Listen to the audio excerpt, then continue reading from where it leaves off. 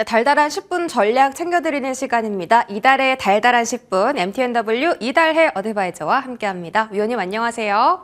네, 안녕하세요. 네, 반갑습니다. 현재 시장은 좀 등락이 많이 나타나고 있습니다.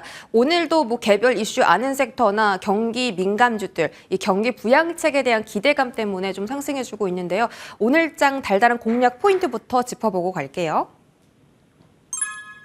태풍의 눈, 대외적 변수에도 평온한 시장입니다. 지금 이렇게 등락이 많고 상승과 하락이 뚜렷하지 않은 시장을 평온하다라고 평가를 좀 해주셨어요.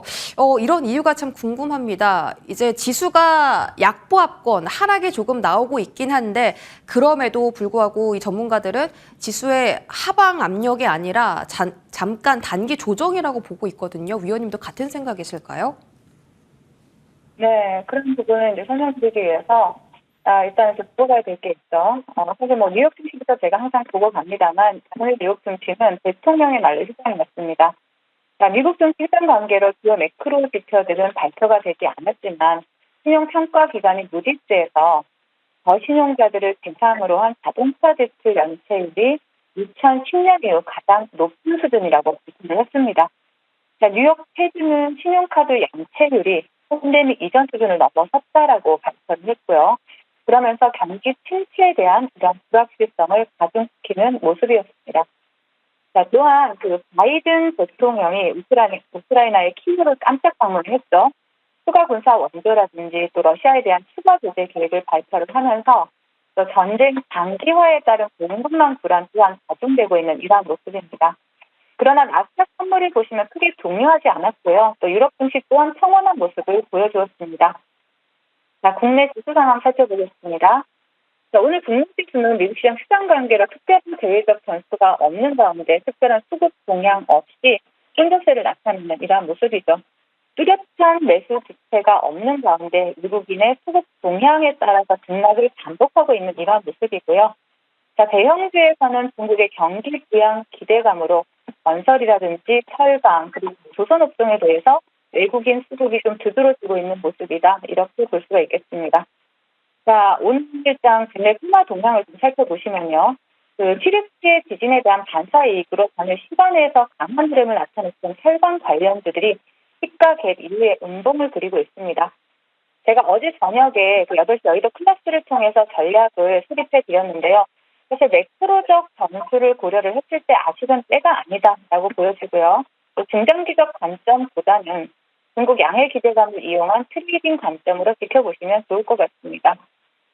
그리고 대기업의 전기차 충전 경쟁이 본격화되었다라는 소식에 이제 이런 관련주들이 강세를 나타내고 있는데요. 살펴보시겠습니다. 디스플레이 대기 상한가의 안착감 가운데 후맥스 홀딩스 그리고 후맥스 유라텍스 이러한 종목들이 그 뒤를 따라가고 있는 모습이고요. 대장주와의 상승률 격차가 크고 또 거래 대금이 다소 부족해서 강력한 테마 형성에는 좀 실패하는 모습이 나타나고 있습니다.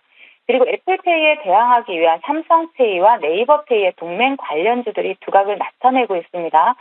지니픽스가 장중 한때 상한가를 터치하기도 했지만 후발주들이 따라 붙어주지 못하면서 이 또한 강력한 테마 형성에는 좀 실패하는 모습이 나타나고 있고요.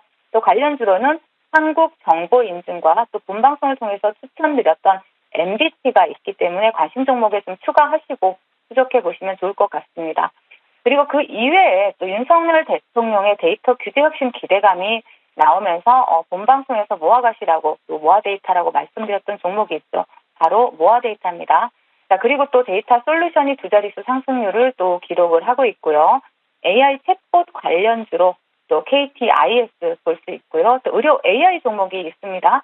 케어랩스가 오늘 상승 흐름이 나타나고 있고요. 그 뒤를 따라서 솔트룩스라든지 미디어젠 이러한 종목들이 두 자릿수 상승률을 기록했지만 지금은 윗꼬리가 달리면서 어제와 마찬가지로 챗봇 관련해서는 더 이상 강한 테마가 형성되지 못하고 있는 모습들이 나타나고 있죠.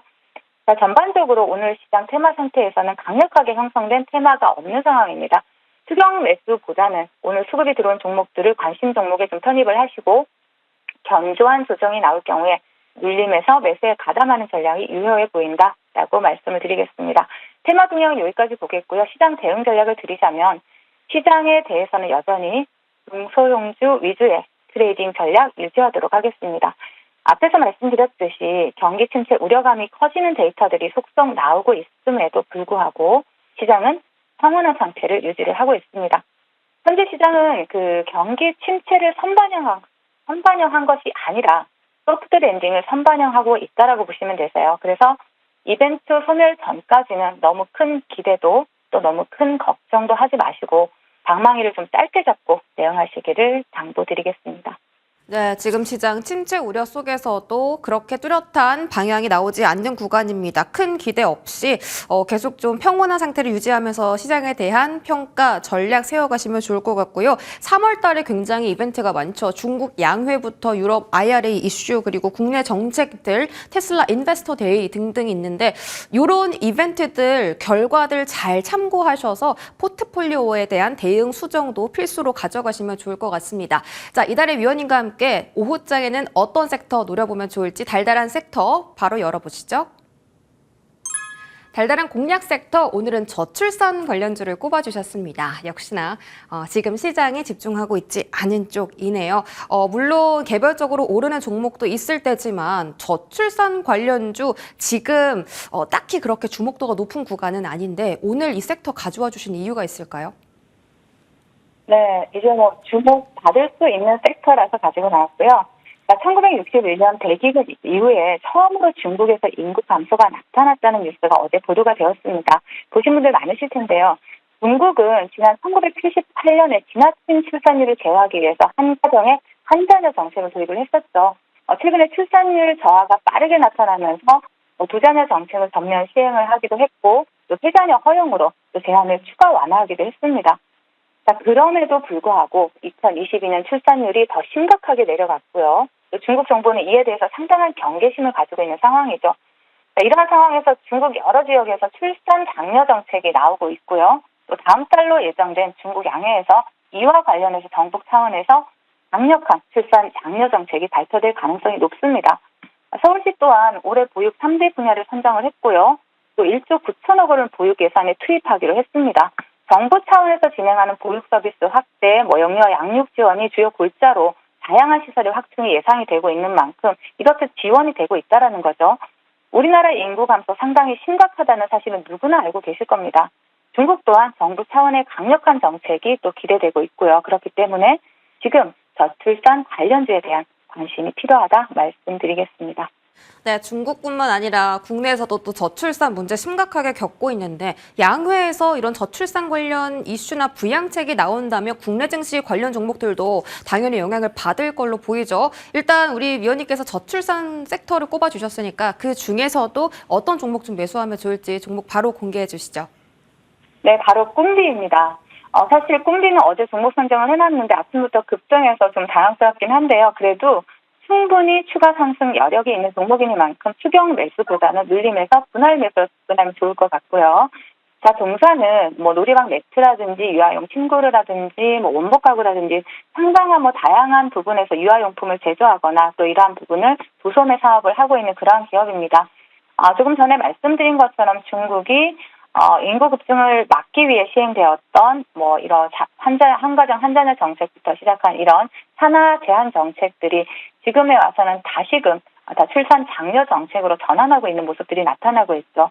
그리고 우리나라 같은 경우에도 지금 저출산으로 인해서 상당한 정부 차원에서 지원이 그리고 서울시에서도 지원책이 마련되고 있기 때문에 그러한 관점에서 본다라면 충분히 대장주 위주로는 매매해 볼 수 있다라고 보여집니다. 그래서 꿈비 차트 보시면요. 지금 상당히 두 자릿수 상승률 이끌어내다가 지금 상당히 조정을 줬다가 다시 한번 시세를 분출하려고 하는 모습인데요.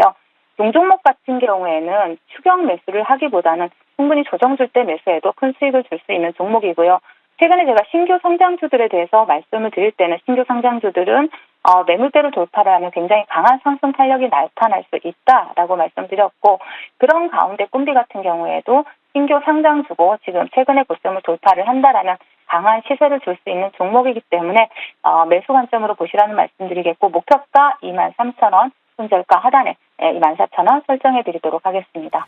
네, 오늘의 종목은 꿈비입니다. 이 종목 역시 신규 상장 이후에 따상에 성공한 종목이고 제2의 오브젠이 될 수 있을지 한번 잘 지켜보도록 하겠습니다. 현재 구간에서 매수하시되 추격 매수는 자제하시고 눌림 구간 매수 유효하고요. 목표가는 23,000원, 손절가는 14,000원 이렇게 가격 전략 챙겨드릴게요. 자, AS 받아보도록 하겠습니다. 지난 9일에 주신 AP 위성부터 볼게요. 오늘 우주항공주 중에서도 AP 위성이 장 초반부터 좀 강한 탄력이 나왔습니다. 이 종목은 단숨에 24%의 수익을 내준 종목인데요. 위원님, AP 위성 한 파동 올라갔는데 다음 파동 기대해봐도 될 자리일까요? 네, AP선 같은 경우에는 그 본방송을 통해서 추천 하루 만에 목표가를 돌파하면서 빠른 수익을 드린 종목이기도 하죠. 우주 항공성 이슈가 부각될 때마다 시세를 줄 수 있는 종목이고요. 제가 우주 항공 관련주로 AP위성은 충분히 상승 모멘텀을 가지고 있고 또 대장주로 강하게 시세를 줄 수 있는 종목이다라고 말씀드렸습니다. 윗골이 달리는 이러한 모습들의 차트를 보시면요. 윗골이 달리는 이러한 모습들에 너무 공포감을 가지지 마시고요. 충분히 이 자리입니다. 이 16,000원 라인을 이탈하지 않는다면 동종목은 다시 한번 시세를 줄 수 있기 때문에 관심 있게 보시면서 조정 줄 때 매수 관점 유효하다 말씀을 드리겠습니다. 네, AP위성은 16,000원 지지를 잘 해주면 다시 한번 탄력 있게 움직임 나올 수 있다고 하니까 그 부분 체크해 보시기 바랄게요. 모아 데이터 보겠습니다. 모아 가야 해서 모아 데이터라고 늘 말씀해 주시는데 이제 저희 포트폴리오를 아주 든든하게 지켜주는 종목이죠. 현재까지 수익률은 125%입니다. 오늘도 다시 한번 시세가 나왔고요. 모아 데이터 대응은 어떻게 수정해 볼까요? 자, 모아 데이터 같은 경우에도 제가 본방송에서 말씀드리고 목표가까지 상향 조정을 해드렸음에도 불구하고 목표가를 계속 돌파하면서 또 좋은 흐름을 나타내고 또 수익을 크게 드렸던 종목이죠. 자, 어제 무료 방송에서도 제가 3,500원을 이탈하지 않으면 시간이 좀 걸리더라도 정고점인 7,000원 부근까지도 노려볼 수 있는 종목이다라고 말씀을 드렸습니다. 종종목 같은 경우에 처음엔 카카오 데이터 이중화 이슈로 부각이 되었지만 계속 주가가 상승하면서 새로운 챗 GPT 관련 해가지고 AI 관련주로 편입이 되기도 하고 이렇듯 상승하면서 계속 뉴스를 내보내는 이 상승 모멘텀을 만들어가는 종목이다라고 볼 수가 있죠. 그렇기 때문에 저는 7,000원 부분까지 좀 기간 조정이 나오더라도 갈 수 있다라고 보이니까 조정 줄 때 천천히 중장기 관점에서 매수 가능하다라고 말씀을 드리겠습니다. 네, 모아 데이터는 단기가 아니라 중장기로 조금 더 가져가는 전략 말씀해 주셨습니다. 다음 종목 UNZ 살펴볼까요? 오늘 3% 정도 시세가 나오고 있습니다. 이 종목도 수익을 정말 많이 챙겨줬어요. 72%인데 상한가도 한번 도달을 했었고 여전히 단기 이평선 위에서 흐름을 유지를 해주고 있습니다. UNZ는 추가 상승 나올 수 있을까요? 네, 유엔젤 같은 경우에도요, 차트를 보시면서 말씀을 드리겠습니다. 유엔젤은 제가 매수 사인을 드리고 단기간에 큰 수익을 드렸던 종목이고요.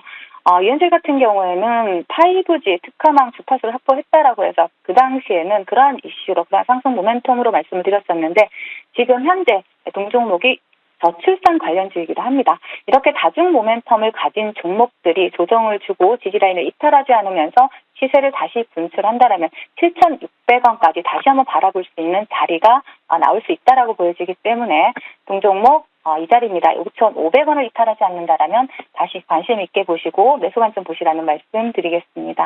네, 유엔젤 오늘 공략 섹터인 저출산과 묶여있는 모멘텀으로 7,600원까지 오를 수 있다라고 말씀 주셨고요. 다만 지지라인 6,800원 체크하자 전략입니다. 마지막 종목 한 가지 더 보겠습니다. 카나리아 바이오고요. 어제 저희가 이제 AS를 받았습니다. 수익을 반은 익절을 하고 반은 홀딩하자라는 전략이었는데 오늘 좀 물량 출회가 많아서 걱정이 됩니다. 이 종목은 어떤 대응 필요할까요? 네, 일단은 목표가에 도달한 종목이고 일단 목표가에 도달했다라면 어느 정도 수익은 챙겨가는 게 맞는 시장이죠. 윗꼬리가 많이 달리고 또 변동성이 있는 시장이기 때문에 수익은 줄 때 챙겨가자. 수익은 언제나 옳다라는 말씀을 많이 드리고 있는데요. 전일 그 앵커님 말씀하신 것처럼 목표가를 돌파를 했습니다. 근데 장 마감 이후에 악재 공시가 나왔죠. 단기적인 악재입니다. 목표가 살짝 밑에서 횡보를 하고 있는 이러한 모습들이 나타나고 있는데요. 어제 시간 외에서 나온 공시를 간단히 좀 설명을 드리자면요.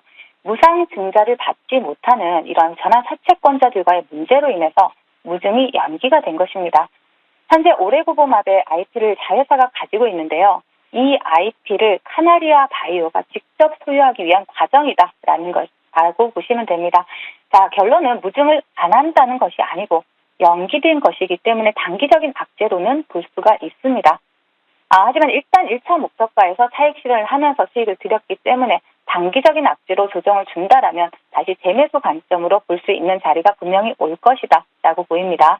그래서 추후에 주요 일정에 맞춰서 다시 타점을 본방송을 통해서 다시 타점을 잡아드리도록 하겠습니다. 네, 카나리오 바이오 오늘의 하락세에 좀 놀라신 분들 많을 텐데 우리 위원님께서 무상증자에 대한 연기 그 부분 딱 짚어서 설명을 잘 해주셨고요. 재매수 관점이 나온다면 그때 다시 매수가 전해드린다고 하니까 꾸준한 관심 가져주시기 바라겠습니다. 네, 지금까지 주식명가 MTNW 이달래 어드바이저와 이 시간 함께했습니다. 위원님 고맙습니다. 네, 감사합니다.